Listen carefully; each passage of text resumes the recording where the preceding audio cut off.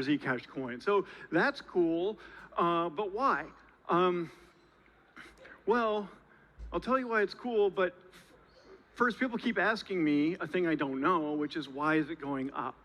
And I have two ideas. One is simple math, which is that the Zcash network cloned the Bitcoin supply schedule, where you get a whole bunch of new coins issued for the first 4 years, and then fewer issued for the next 4 years, and so on. So that eventually there's only 21 million ever, just like Bitcoin. There's only 21 million Zcash coins ever, just like there's only 21 million Bitcoin coins ever. And Zcash is 9 years old. So that's my first answer, is that there's not as many Zcash coins being created nowadays as there used to be. So if you wanted to buy one, where could you buy them from? You could either buy them from a miner, but those are the people who are getting fewer and fewer 9 years in, right? Or you could buy them from a Zec coin holder. And let me tell you, those people are insane. They are, like, people in crypto often talk about like community, and I kind of think a lot of times that's a bit of a sham. Like, people could get bonded together by a shared pump, right? But these Zcashers have been bonded together by 9 years of a shared slump, and they refuse to quit because of the values that it means to them. And like Josh Swihart just said, it's simple. The values are just human agency, human dignity, and the consequence of that for society, and which is good. Like, some people think or talk as though there's a trade-off between like safety and freedom. Like, do you want stability, or do you want chaos, or whatever? And I think that's totally backwards. And apparently the Zcashers think so too. A safe and prosperous and stable society comes from the people.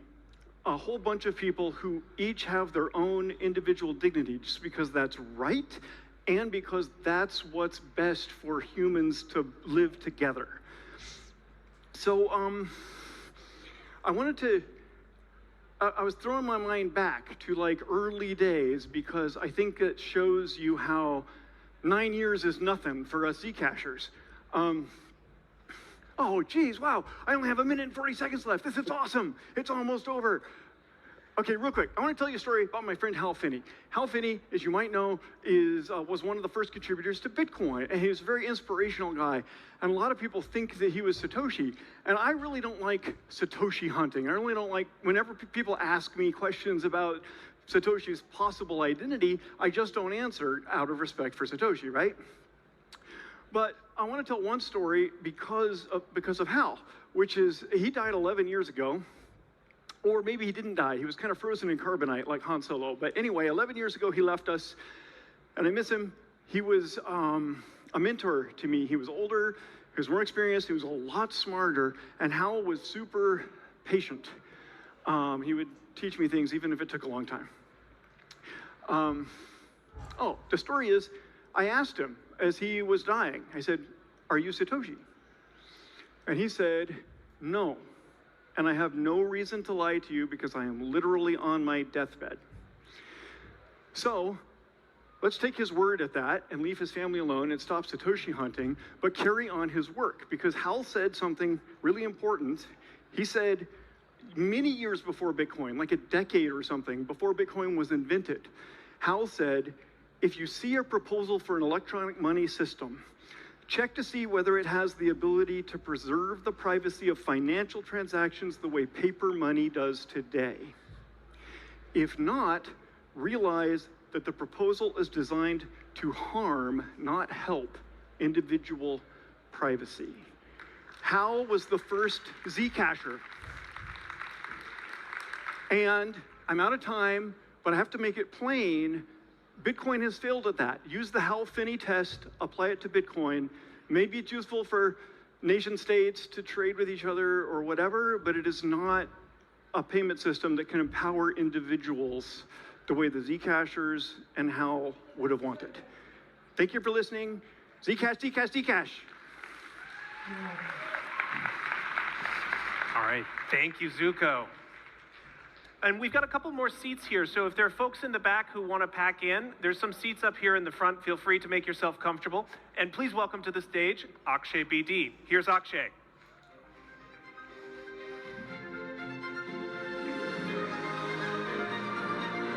Good evening. Good evening, ladies and gentlemen. My name is Akshay BD. I do a bunch of stuff at the Solana Foundation.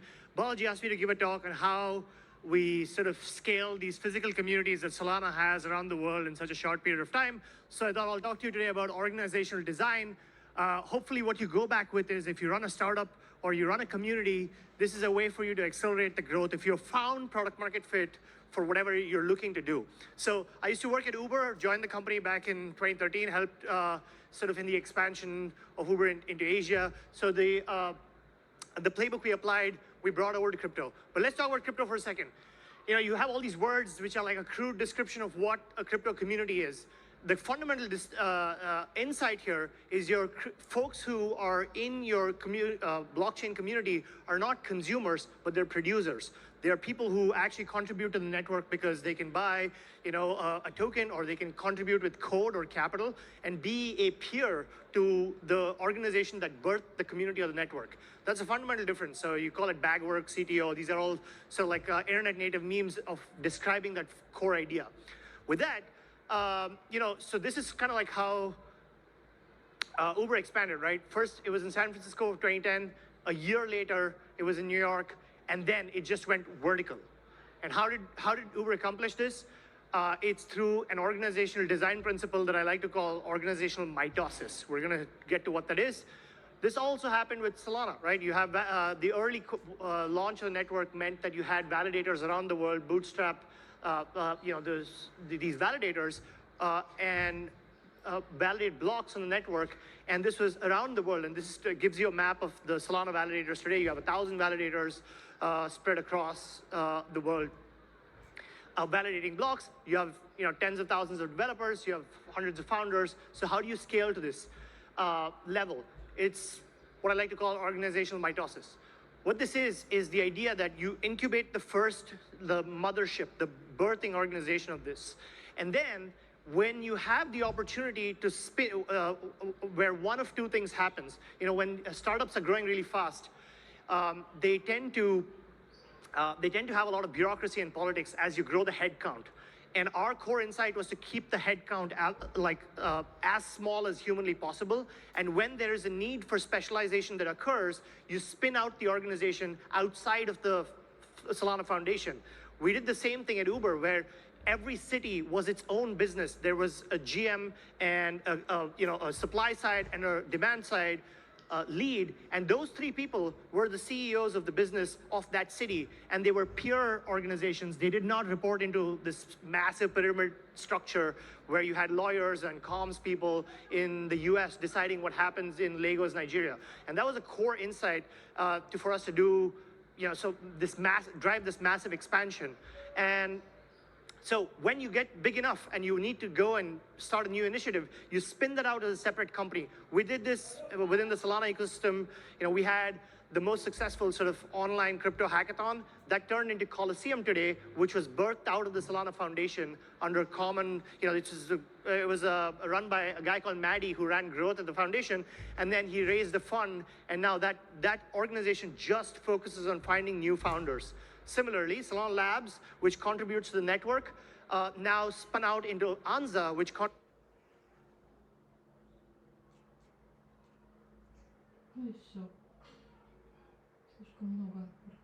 contributes to making the network faster and cheaper, and that's their core focus.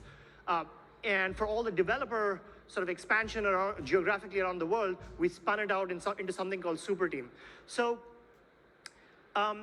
there's this organizational principle called disagree and commit, which, in Amazon, it's like you debate what to do, and if you can't agree on something, you just commit to doing the thing. And I'd like to propose that there's an alternative in crypto where you can disagree and you can disagree and fork, where if you, when there's an opportunity for disagreement, let's say, should we go to Asia first or Europe first, you can, because of the way crypto works, where you can fund both the forks and spin them out into their individual independent, sort of initiatives and let them fight it out. Because crypto is capital abundant, but it's talent scarce. So what you need is execution, and the fact that tokens allow you to align interests means it's always going to be capital abundant, whether you're in a bear market or a bull market. So that's what it's a networked organizational structure, and I'm running up towards the end of this, so I'm going to wrap up quick here. The hiring process is you want to find founder adjacent people who, like I consider myself founder adjacent. I don't think I have the stamina to run a 10-year sprint like a founder, but I'm also not like an employee seeking the comfort and safety of a job. And so you can find these sort of the spectrum of people between these things and give them resources to go start a company.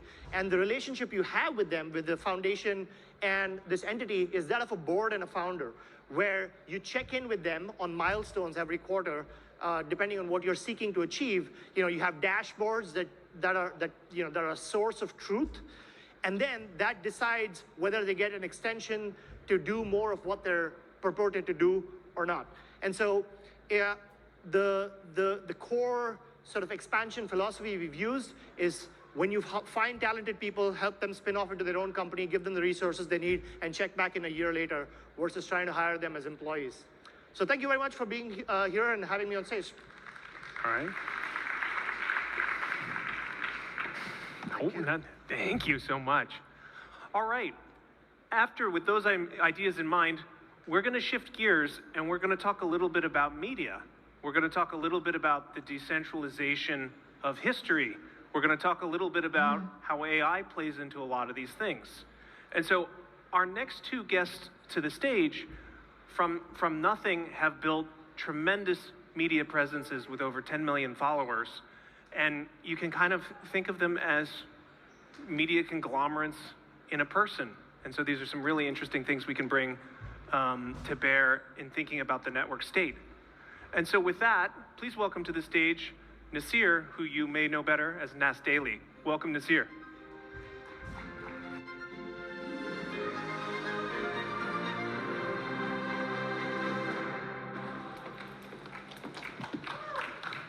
Hey guys. Nasir. All right. Awesome. Let's Welcome. have fun. Let's have fun. Hi, Awesome. everybody. Okay, so we actually have a lot of shared interest. Nasir is Nas Daily, for those who don't know, 10 million plus followers, world famous creator, built it from nothing over, what, like 10 years? Less? 9 years. 9 years, right? And you started basically just posting like a video a day, and the first like 100 videos, nobody cared. First 271 videos, nobody cared. And you just got better and better. It was just like a Rocky style, Eye of the Tiger, hitting the heavy bag. Yeah. You just got better at edits and so on. And then something took off. Day 271 took off, but over my span of my career, I made 2,500 videos, 80% failure rate, 20% success rate. See, this is why content is so hard, because it's like, it's a lottery kind of thing. And it's actually, the good thing is with videos, the cost is relatively down, whereas Hollywood videos, the cost has been very high, so there have been a lot of flops. But now with AI, we're decentralizing Hollywood, right? And so one of the things that we're both very interested in is history.